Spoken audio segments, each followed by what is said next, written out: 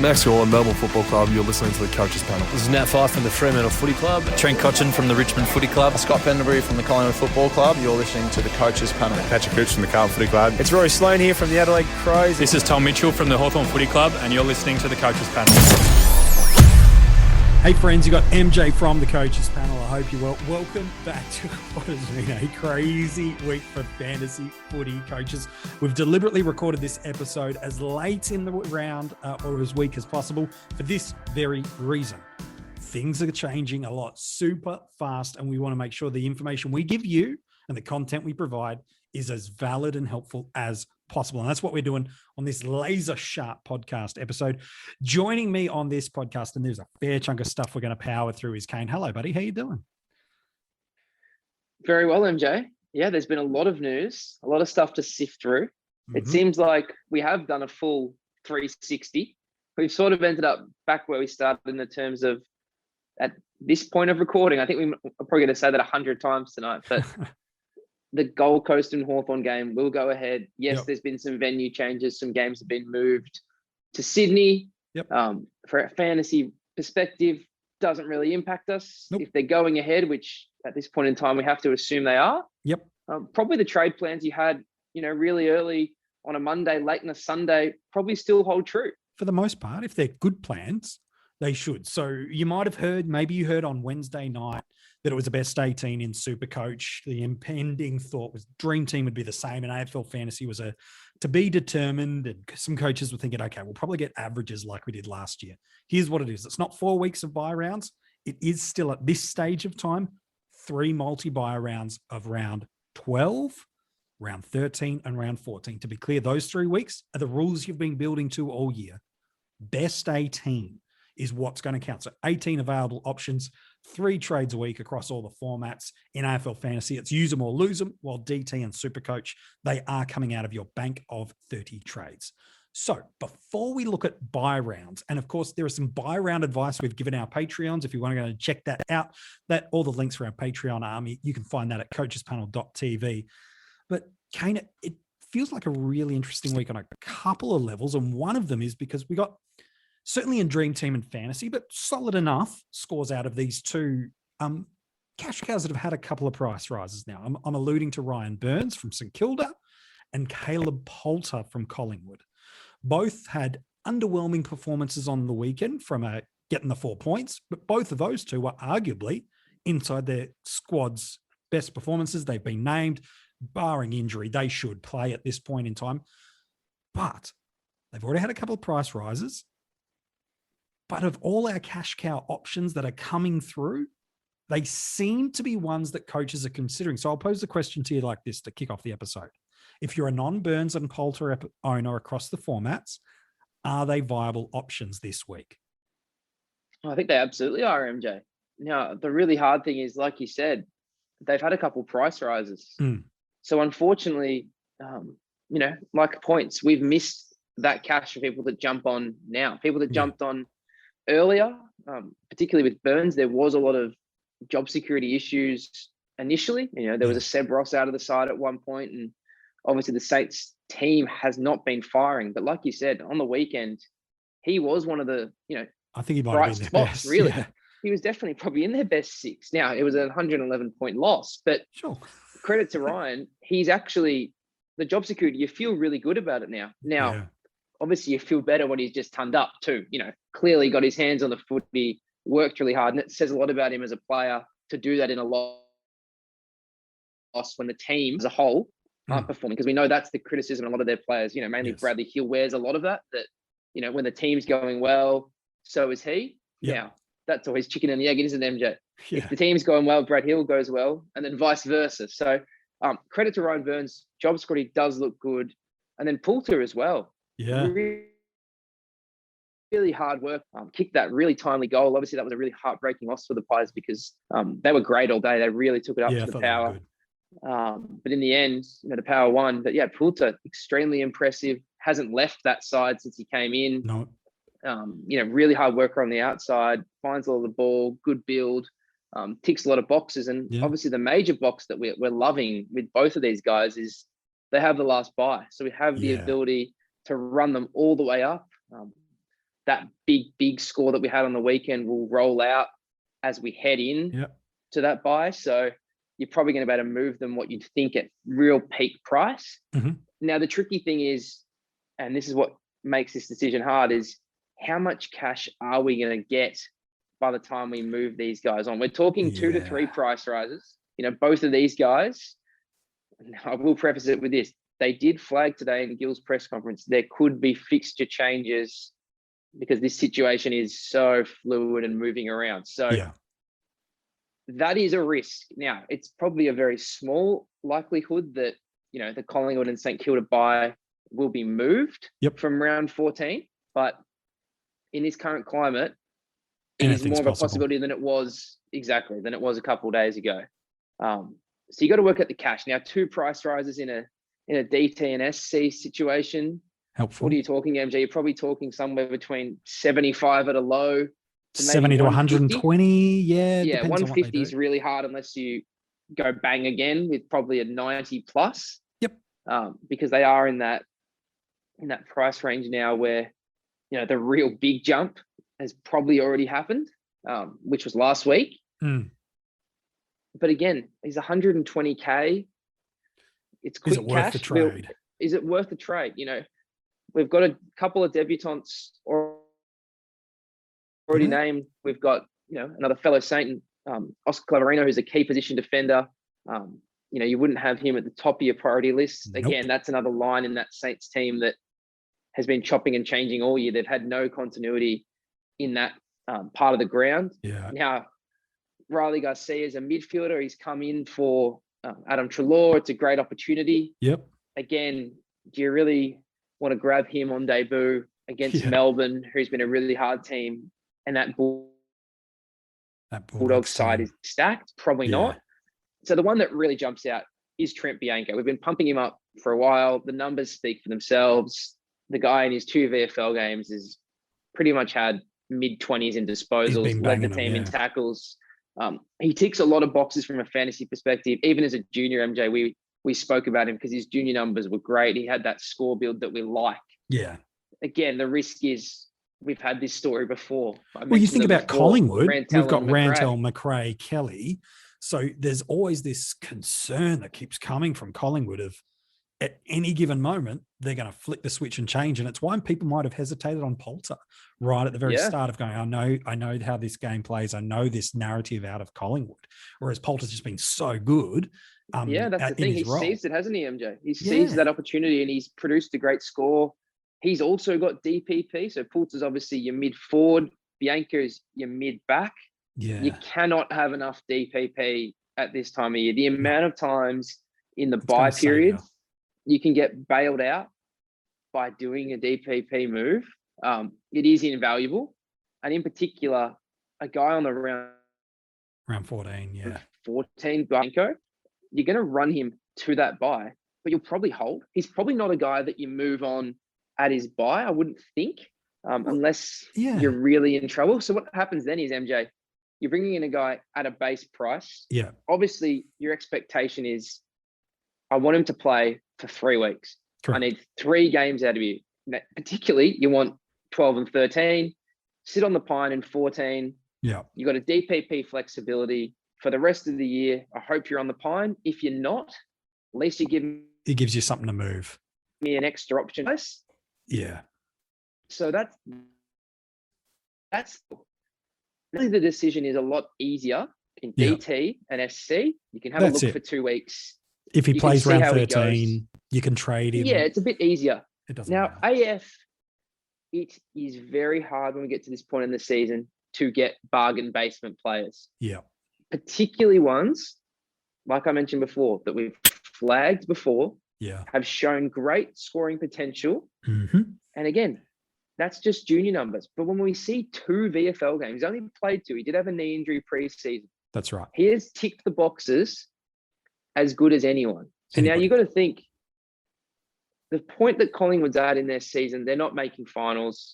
It's just not going to happen, unfortunately. But now you look on the flip side and you go, this is a guy that's playing in a side that back line, look at some of the numbers that those backs put up on the weekend. And I'm talking Roughhead, I'm talking Darcy Moore. We know Jack Crisp scores wherever he is. Yeah. he plays. John Noble, just throughout his time at the Pies, really capable scorer. Quaynor was Nathan fine on the Murphy. weekend. Yeah. Nathan Murphy, prior to his concussion, looked like a really solid guy back there, albeit scoring mid-50s, but he doesn't have that pedigree that a Bianco has. So I see the appeal for some people going, you don't get a chance to recoup that extra bit of cash. We're talking he's half the price of Poulter, MJ. Yeah. Poulter's up in the 340s, Byrnes is up in the 330s. Yeah. To grab that is nice. The thing I will say is, even if Bianco has a great week, and I'm talking 80 plus, he probably only just pushes 200K. If a Poulter goes 65, 55, he's going to go up 40K, 45K. So that's the thing. I think personally, you can wait on Bianco. I agree. Get a look at him. You've got two really good guys there. Again, some people will be sitting here saying, Kane, I've already got both these guys. Well, that's really lucky. You can start looking at a little bit more adventurous, a little bit more advantageous for your buy. You can never be fully comfortable with your buy strategy. Now, if you're ticking off your buy strategy, you got some guys like Poulter and Byrnes, then you start looking at Deadwood. You start looking at guys that aren't going to be there for you. Maybe you've got a Harry Sharp. Yeah. Who's got an LTI, not coming back for a long time. Maybe you've got a guy like Lloyd Meek. Maybe you've got a Brockman. Maybe you've got a Rantel. These type of guys. There'll be guys on your bench that, you are happy with. And maybe you're at a position then when you can go else. I'll take the 100, 130K, move my fat and cow to a Bianco. Yeah. I'm feeling good depth, and that's a great spot. But I feel like if you're choosing a Bianco over a Poulter and a Byrnes, I think that's an option you can circle back to next week. And don't forget, next week, you'll have an extra trade. You'll have a third trade to use. Yeah. And so just get that extra information. Yes, exactly right. And you'll get that opportunity to get that extra premium into your team because of that. I agree. I think in Dream Team and SuperCoach, don't waste the trade. Bank the time you've got. You're down to best 18 next week. You shouldn't be at a position where you need a cow on the ground. The cows at this point, in terms of trading into a cash cow, what it really is just opening up money to make a premium upgrade. You shouldn't be looking at the cows you're bringing in going, I need him at M8 or I need him at F6. You're not looking at a player like that. All cows are at this point in time in the year is culls for cash. And by the time you exit out of the buys, if they're playing on the field and generating money, that's great. If they're giving you a little bit of coverage, that's great. But these next 4 weeks, you're looking for 2 key things and nothing more. Execution on cash generation, both in making upgrade trades and freeing up and getting as many premiums as you can on your field so that by the time you're entering into round 15, you're as close to a completed side as possible. So I'm with you. Dream Team and SuperCoach, don't even think about it. Wait 2 weeks, get more data and go for it. AFL Fantasy, agree. The break-even's there. You can wait, you can hold, position yourself so that next week with that additional trade, I think it's great advice. You can move quickly if the break-even's right and the roll is there.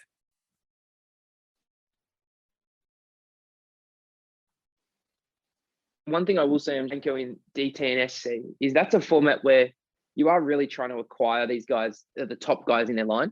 Yeah. So if that extra 150K that you can enable by, skipping a Poulter or a Byrnes, getting Bianco gets you to a tier of player that Callum you Mills. couldn't get otherwise. Yeah, exactly. If you start getting to your Callum Millses, your Clayton Olivers, your McRae's, I don't think there's a Ford at Zorko would be the closest the moment that I'd have in that tier. Possibly. Yeah. Gordon Grundy obviously do their thing. Now that's a bit different because there is a format where trades are scarce. And that's a move where, as we talked about previously, we said, if you're not careful with your premiums, just because they're a little bit cheaper or they might have a better buy than someone else, these big premiums can run down those points you lose in 1 week, fast. that 50 points you lose in 1 week. They can run it home. They can run it down in the run home. So that's probably the only scenario I see where you go, I'm going to take Bianco straight away this week. Yeah, that's fair. Because I get to an Uber premium that I love. Yeah. Now it has massive risk because you could just be trading a guy that's A 1 week and this rental. is and this is probably MJ where it gets the biggest risk. You start moving Powell, Cozzy, Scott, Best those 22s. three in particular, when fit, again, Scott's obviously out this week after a head Concussion. knock. You know, Powell is losing cash, but Still he's playing. in that side. Cozzy, again, ticking along. Yep. You put yourself in a position where next week you've traded a guy that was playing. And I say next week, I mean, obviously if they've got their bye, but when Sure. when their team's playing, they are available for you. You trade them to a guy like Bianco straight off the bat, and he's Yeah. not playing the next week. More And you've got deadwood. 17. Now all of a sudden you're losing 40, 50 points a week, depending how those guys would have scored. So that's the risk. And that's the risk some people have to take to get that big scoring premium. Totally. But it does have risk on the backside doing so.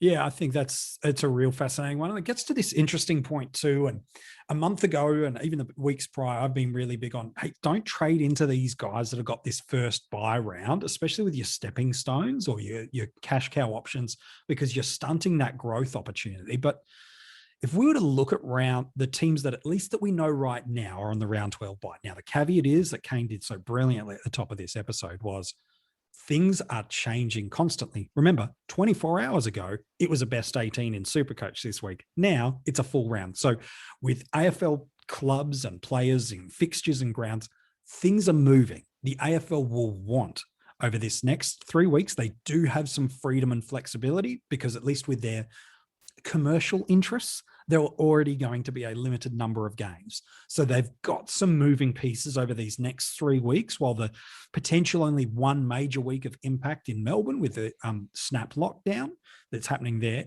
is impacting us. We don't know what these next 3 weeks look like other than it's best 18 if it's a multi-buy round, which I believe there won't be any reason for it not to be a multi-buy round. So it'll be best 18, 3 trades a week, use them or lose them. However, I give this preamble for this reason. The current round 12 teams we know, there are some players right now that are priced very, very tempting and have what at least we know so far a really nice fixture. I'll give you some players that I'm alluding to, Kane.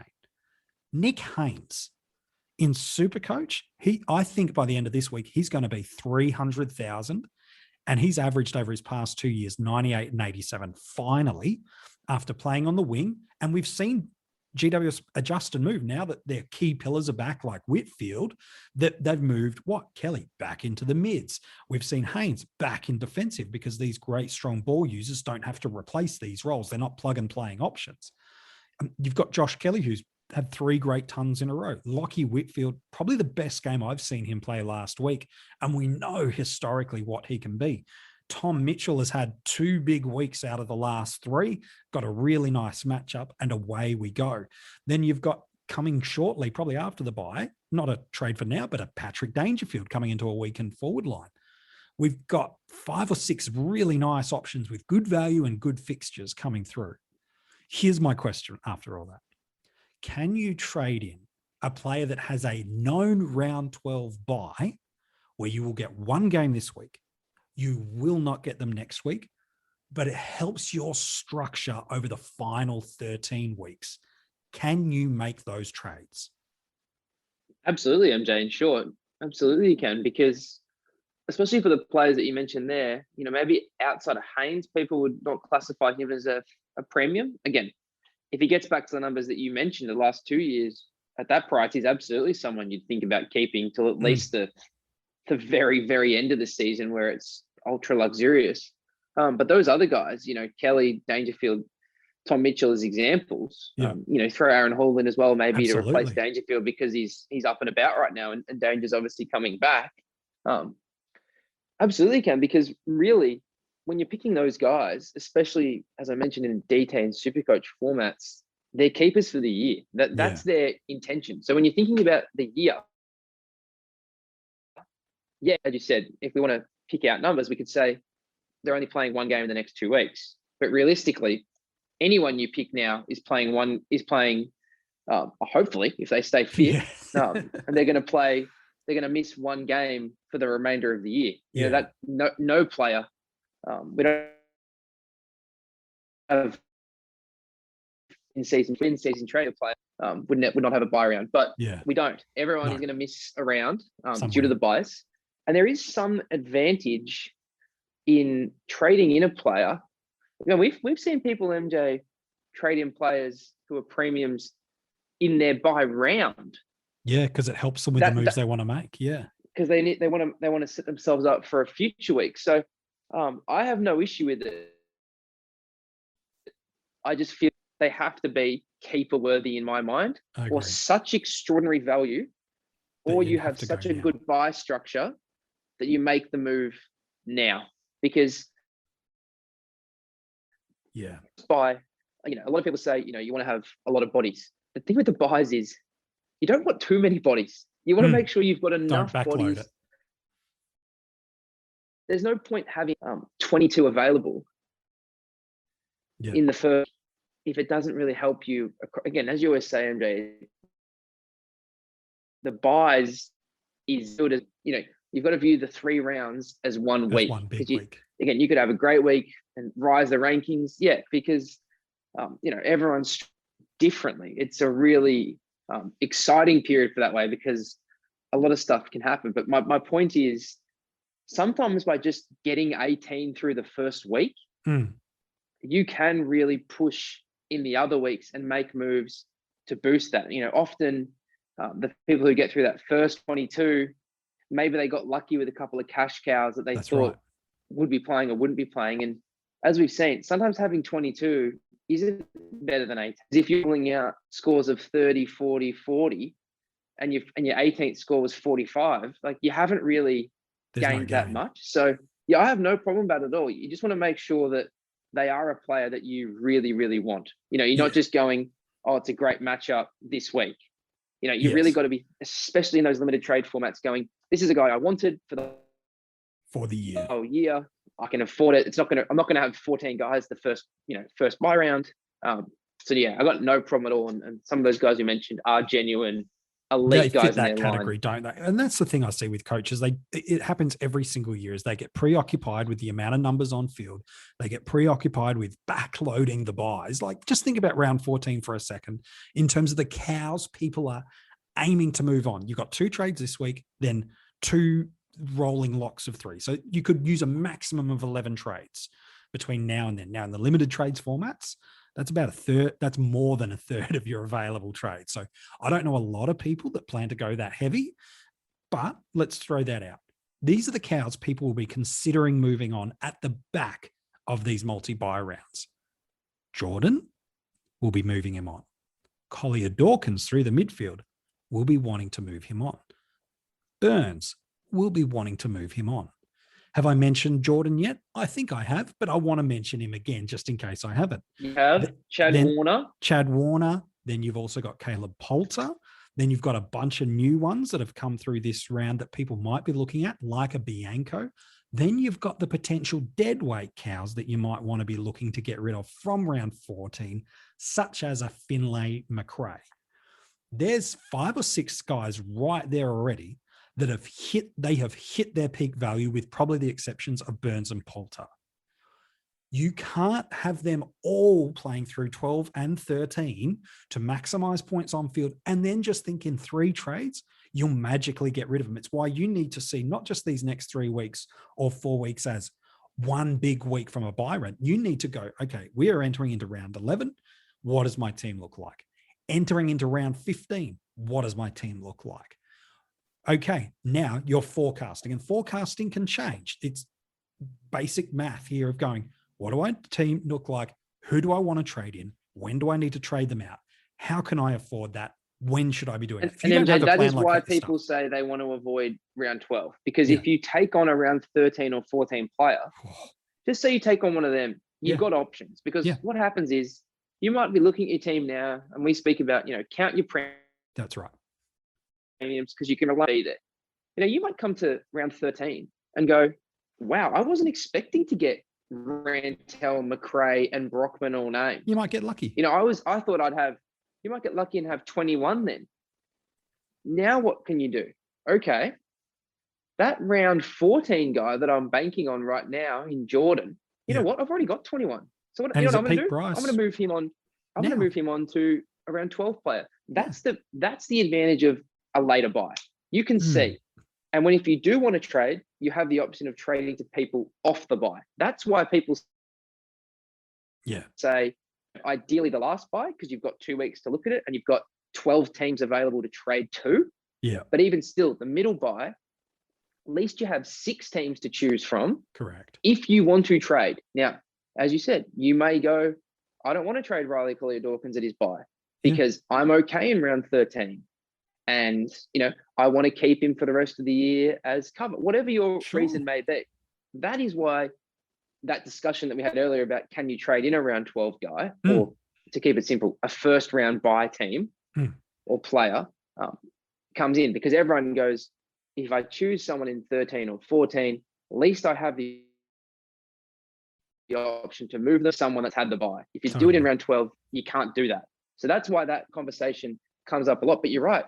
Just by saying, I want round 14 of everything, well, you're either going to have not enough players or not enough trades to move them. You will have to use, like you mentioned there, probably going to have to use some trades in round 13 to not just clear round 13, but round 14 as well, guys, but to round 14. So that's where the balance is really hard, in particular when you have dead wood, because if you've got dead wood, it's really hard to get to 18, let alone, above that.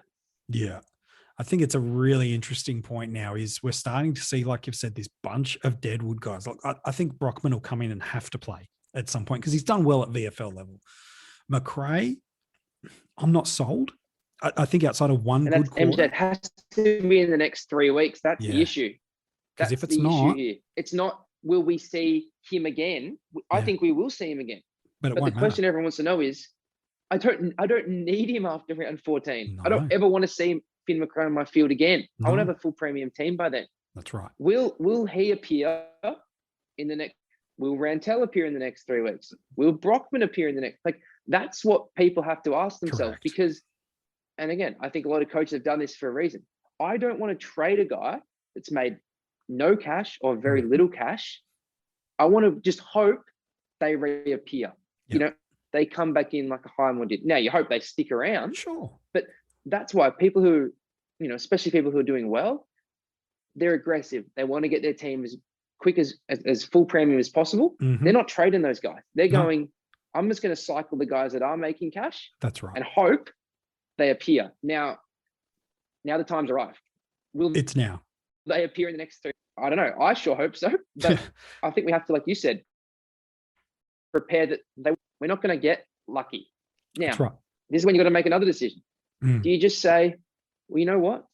I'm not spending a trade moving a Rantel, again, for example, to Bianco to get 50 points for 1 week in a bye. I'd rather play 17.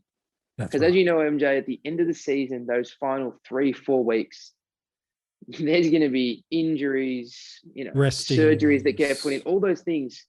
And all of a sudden, 40 points that you made up in round 13 in a buy round seems minuscule to the 200 points you can lose not having a player or having to play 21 over a 3 players. or 4 week period. Yeah. Oh, it's horrible to be a sitting, and that's the risk reward of balancing this sort of stuff. So I guess my tip is not the end of the world if you can't get to 18.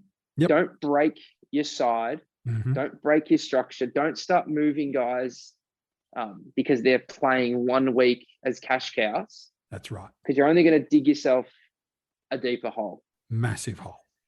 You'll create for your team a problem that you're kicking the can down the road for future you to have to deal with that trade. So every trade right now has to improve your team, not just for 1 week, but for the long term. It should always do that. Now replacing think about MJ when people traded Flynn, and when Flynn missed earlier, MJ, people said, I don't want to trade Flynn, which now is looking like a great move. But what they did was they traded someone who made no cash, Tracy, and Tracy awarded them with 20 points. Yeah. Like, you'd be better to just keep, like, imagine if that player was a Bergman Or imagine if that player Correct. was a Cozzy, or something like that, and you moved them to a Tracy. Maybe you took your 50, 60K because you said, oh, I don't want to have a zero, and you got 20 points out of it. Donuts don't matter. That's where sometimes you have to think. Now, obviously, people thought he'd score more than a 20, but the point remains, trades are super important. You can make up so much gap at the end of the year. Your ranking right now, as good as you be, and I know right now I think you're inside the top 10 in Dream Team, and doing quite nicely in AFL Fantasy as well. And you and I are chugging along okay in SuperCoach, as are a number of members of the other coaches panel. I think there's like 4 of the coaches panel inside the top dozen or so in Dream Team. It's nice and chunky from the panel over in that format of the game. Here's the thing: your rank right now is a reflection of where you are. The next month is a reflection on how well you've planned and executed. Because right now there's teams that have got lucky. There's also teams in the sense of they've picked the right guy at the right time, or they've made lots of injury force trades, or they've just got rid of Deadwood, or there's lots of different reasons why up until this point a coach can have a good run. These next 4 weeks, coaches that have sidewaysed a lot and have got points on field but haven't made their team better, they'll get found out over the next month. People that have just sideways traded injured players or got rid of Deadwood for Deadwood, they'll have lost cash generation. This next month is the time to get aggressive with your trades, because you want to exit round 15 with the best side. Ian McRae, one of our Patreons, has asked, in a limited trades, like, how many trades should you have at this stage? And the answer for you, Ian, is there is no ideal. The question is, rather than how many trades should you have left, the question is, how many more premiums do you need to get on your field?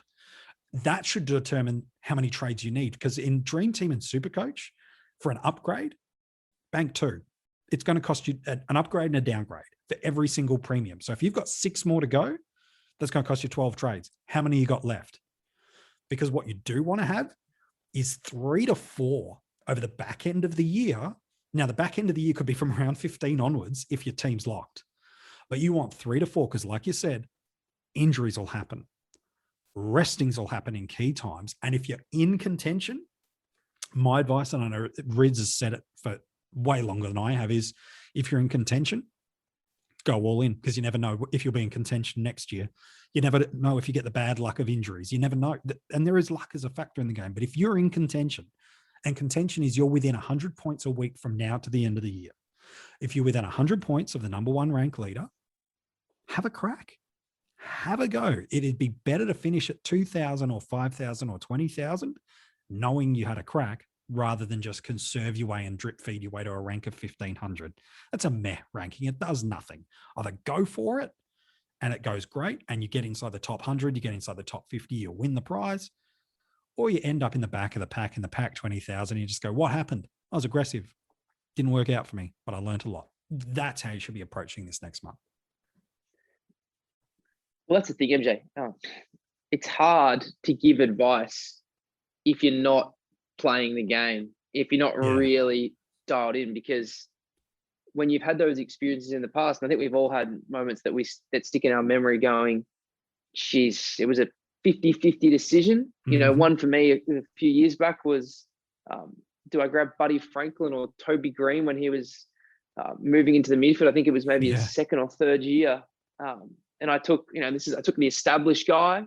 Toby Green was in an amazing run of form, but I thought I'll take the established guy. And Buddy Franklin was laid out the next week, and Toby Green I think scored 160. And you think to yourself, that was a decision based on, I don't want to take the big risk. You know what I mean? I was in a good position. I was about 8th, I think, at the time, and I thought I'm just going to play straight bat.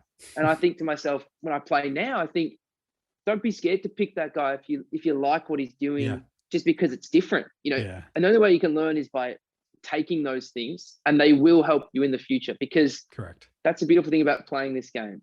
While there's a lot of stuff that's different, similar scenarios pop up every year after year, and you can lean on your past experiences. You can talk to other people, which we always encourage here, is talking to other people, just running a trade by someone else. Even if you think you know exactly what you want to do, the amount of times, speaking to you, Rids, Fish, anyone else in the coaches panel, even people who ask me a question about their own team. And I see something I didn't see in my own team initially, like just that thought process helps so much. And to be honest, we all know that's the funnest. That's the best part of it. Outside of really. winning the We all love- prize, we all that's the best part. love. Yeah. We'd have to ask Rids about that. I haven't quite scaled that mountain Well, yet. But Rids that's the and fun Fish thing, have isn't it, scaled that. Yeah. is this conversation. They have. But yeah, I think you just have to back yourself in. And as you said, it's okay. Again, maybe you do just want to have, settle in that rank, but you'll find yourself down the track thinking, geez, imagine if I'd really just gone wall, pushed the envelope, took that chance. But as a rule of thumb, Jay, if you count the premiums that you still need to add to your side, and you double that number, that's the very least to get full premium. And again, it's okay not to get full premium, because what happens to some people is they go, you know what, there's 3 rounds to go. Collier Dawkins is on my field. He's scoring 75, 80. It's close enough. I can't get him up. I can't get him up to something better. I'm not going to waste the trade. And you just roll with it. So, well, it's why people haven't moved a goal. Warner on at this point. Mostly, it's like, he's in about 15 points of most premium scores. Yeah, there's the So, forward line's, whatever. forward line's horrible this year. I'll just wait till the buy. So yeah, again, full premium is just a goal we all have. And obviously the ideal of that is the top players in each line. Now, no one ever achieves that. No one ever achieves that perfect side, because even if it's total points, as we always say, it's from when you trade them in. Yeah. So as we mentioned a couple of weeks ago, there's going to be players now that are not even on our radar that finish in the top 6 in their line, in the forward and back line for the run home. There's going to be guys in the midfield that finish in the top 8 that we said, oh my God, imagine if you picked them. And if you do pick them, that is how you make a massive charge in the back end. Yeah. And those guys come with a lot of risk, because typically they've had poor starts the first halves of the season. They might be a 90 guy right now that goes at 110. So again, there's no bad ideas in this game. There's just different ways to play. And at the end of the day, we're all governed by how many points some guys score on a football field. So and it's totally out of our don't lose control. that exactly. Don't lose that enjoyment. It's a very interesting time of the year. It's a very exciting time for coaches who really love the game, because as you mentioned, MJ, it's when all that planning, it's all that stuff in the preseason you put a lot of time into. It's where you've been really disciplined in your team, going, yes, I know everyone's grabbing this guy, or I really want to grab this guy, but you know what? I can't grab McRae now because I've already got Parrish, Merritt, Walsh, whatever your combinations. I have to go, you know what? I have to be disciplined. It's only going to hurt my side for 3 more weeks. All those things. So it's that really exciting time of the year. It really is. It is. Hey, we might look to wrap up this episode in a minute, but I think Phelan's got a nice Patreon question to wrap us up. We've tried to, as we always do, make sure we're supporting everybody that listens to this episode, but certainly our Patreons. They are a key part of also helping formulate how we build these content articles. He's got this question. I think it's interesting for this reason. We've already alluded to the front half, but the back half I think is important. In SuperCoach, but I think it's across the formats applicable. He's thinking of bringing in a Jack Steele this week with a round 14 buy for a Warner in the forward line, so using some DPP, I assume. But to support it, I need to get Scott out of his side to bring in either Madden or do a Jordan to Wakeman. So you've got 2 guys on the bubble this week in Dream Team and SuperCoach. Wakeman looks solid for the Bulldogs, round 13 buy, or Madden for the Brisbane Lions, a defender forward. Injuries have created opportunities, but I thought he was quite good against Richmond last week. Defender forward. So again, you mentioned handy DPP. If you're making a downgrade trade this week, I think I'll ask the question that Phelan's implying, but I'll ask it anyway. If you're making a downgrade trade to one of these guys, do you have to make an upgrade trade now? Or is it okay to bank some cash? Because chances are you're probably not upgrading to around 13 or 14 premium next week. Chances are you're probably not doing it. Chances are you're preparing for some upgrades from there. So if you are making a downgrade this week, do you have to follow it with an additional upgrade trade this week? Well, short answer is no. You never have to do anything. But the hard thing is, I will say, if you're not using it this week, there's no reason to use it. There's less reason to use it the next week. Yep. Because again, ideally, the theory would be that you Bring him in have off the so much bye. cash that you're moving Scott, Harry Jones, and RCD Yeah. to 3 premiums. Like, that's the dream, that you're taking 3 rookies to 3 premiums. You've got so much cash. Now, the hard thing about storing cash is cash typically 99 times out of 100 equals points. Yep. So the reason you wouldn't do the upgrade is if you can't take someone to someone that you like. Yeah.